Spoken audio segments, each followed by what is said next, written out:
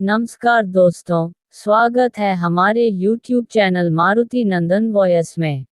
आज की बहुत ही रोचक कथा हम आपको बताएंगे। असली माता सीता का हरण नहीं कर पाया था रावण, जाने कौन थी छाया सीता। माता सीता की अग्नि परीक्षा को लेकर सच्चाई बहुत कम लोग जानते हैं। अग्नि परीक्षा को लेकर कई कहावतें भी बनी हैं।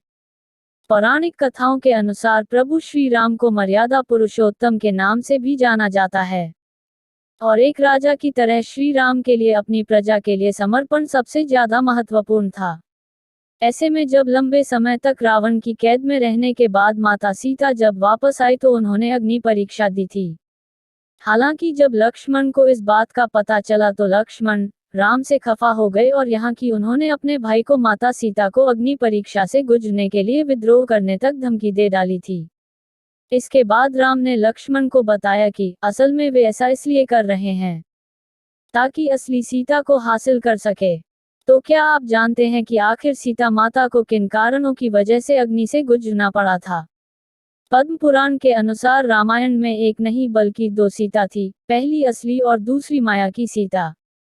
इसकी कथा के अनुसार एक बार लक्ष्मण जी जब कंदमूल फल लेने वन को गए हुए थे तब प्रभु श्री राम ने माता सीता से कहा कि अब मैं नरलीला करूंगा और जब तक मैं राक्षसों का विनाश करूंगा तब तक आप अग्नि में निवास करें।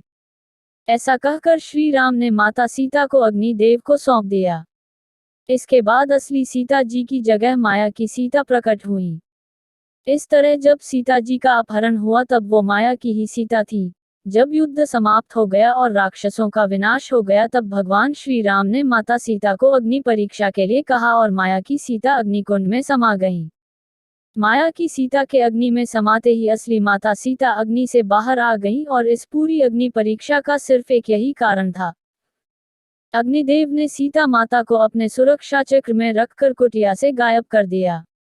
वहां पर सीता माता के प्रतिबिंब को रखा गया। रावण ने असल में सीता माता का नहीं बल्कि उनके प्रतिबिंब का हरण किया।